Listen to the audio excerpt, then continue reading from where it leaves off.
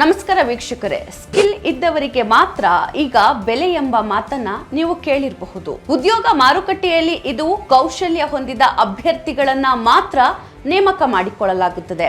ಯಾವುದೇ ರೀತಿಯ ಸ್ಕಿಲ್ ಅಂದ್ರೆ ಕೌಶಲ್ಯ ಇಲ್ಲದೆ ಇದ್ರೆ ಉದ್ಯೋಗ ಪಡೆಯುವುದು ಕಷ್ಟ. ಇಂದು ಜಗತ್ತು ಕ್ಷಣ ಕ್ಷಣದಲ್ಲೂ ಬದಲಾಗ್ತಾನೆ ಇದೆ.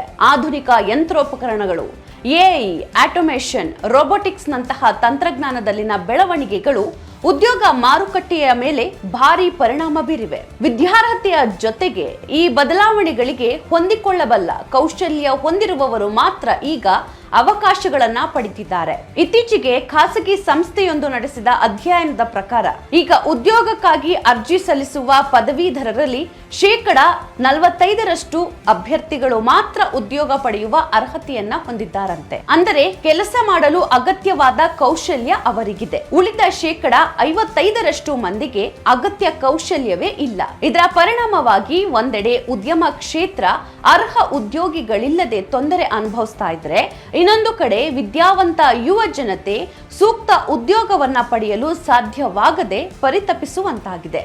ಈ ಪರಿಸ್ಥಿತಿಯನ್ನ ಮೊದಲು ಗ್ರಹಿಸಿದ ಕರ್ನಾಟಕ ರಾಜ್ಯ ಸರ್ಕಾರ 2016ರಲ್ಲಿಯೇ ಕೌಶಲ್ಯಾಭಿವೃದ್ಧಿ, ಉದ್ಯಮಶೀಲತೆ ಮತ್ತು ಜೀವನೋಪಾಯ ಇಲಾಖೆಯನ್ನ ಪ್ರಾರಂಭಿಸಿ ಅರ್ಹ ಯುವ ಜನತೆಗೆ ಕೌಶಲ್ಯ ದೊರೆಯುವಂತೆ ಮಾಡಲು ಹಲವಾರು ಕಾರ್ಯಕ್ರಮಗಳನ್ನ ರೂಪಿಸಿತ್ತು. ಕೌಶಲ್ಯ ಅಭಿವೃದ್ಧಿ ನೀತಿಯನ್ನ ಪ್ರಕಟಿಸಿ ಹಲವಾರು ತರಬೇತಿ ಕಾರ್ಯಕ್ರಮಗಳನ್ನ ಆಯೋಜಿಸಿಕೊಂಡು ಬಂದಿದೆ.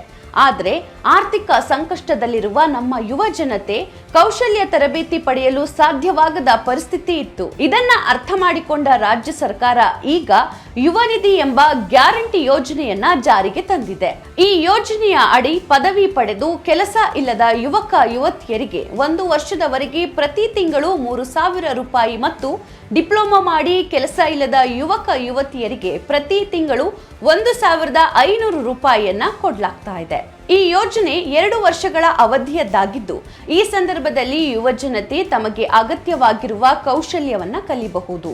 ಯುವ ನಿಧಿಯ ಫಲಾನುಭವಿಗಳು ಇವುಗಳಲ್ಲಿ ತರಬೇತಿಯನ್ನ ಪಡೆಯಬಹುದು, ಇಲ್ಲವೇ ಖಾಸಗಿ ತರಬೇತಿ ಸಂಸ್ಥೆಗಳಲ್ಲಾದರೂ ತರಬೇತಿಯನ್ನ ಪಡೆಯಬಹುದಾಗಿದೆ. ಸರ್ಕಾರಿ ಉಪಕರಣಗಾರ ಮತ್ತು ತರಬೇತಿ ಕೇಂದ್ರ ಅಂದ್ರೆ GTTCಯಲ್ಲಿ ಎಐ, ಆಟೋಮೇಷನ್, ರೋಬೋಟಿಕ್ಸ್ ನಂತಹ ವಿಷಯಗಳ ಕುರಿತು ತರಬೇತಿಯನ್ನ ನೀಡಲಾಗ್ತಾ ಇದೆ. ತರಬೇತಿ ಬೇಡ, ಉನ್ನತ ಶಿಕ್ಷಣ ಪಡೆದುಕೊಳ್ತೇನೆ ಎನ್ನುವ ಅಭ್ಯರ್ಥಿಗಳಿಗೆ ಇದಕ್ಕೂ ಅವಕಾಶ ನೀಡಲಾಗಿದೆ. ಪ್ರತಿ ತಿಂಗಳು ನೇರವಾಗಿ ಫಲಾನುಭವಿಗಳ ಅಂದರೆ ನಿರುದ್ಯೋಗಿ ಯುವಕ ಯುವತಿಯರ ಖಾತೆಗೆ ಸರ್ಕಾರ ಹಣ ಹಾಕಲಿದೆ. ಇದರ ಬಳಕೆಯ ಮೇಲೆ ಯಾವ ನಿರ್ಬಂಧವೂ ಇರುವುದಿಲ್ಲ. ಕರುನಾಡು ಕೌಶಲ್ಯ ಹೊಂದಿರುವ ಉದ್ಯೋಗಿಗಳ ನಾಡಾಗಬೇಕು.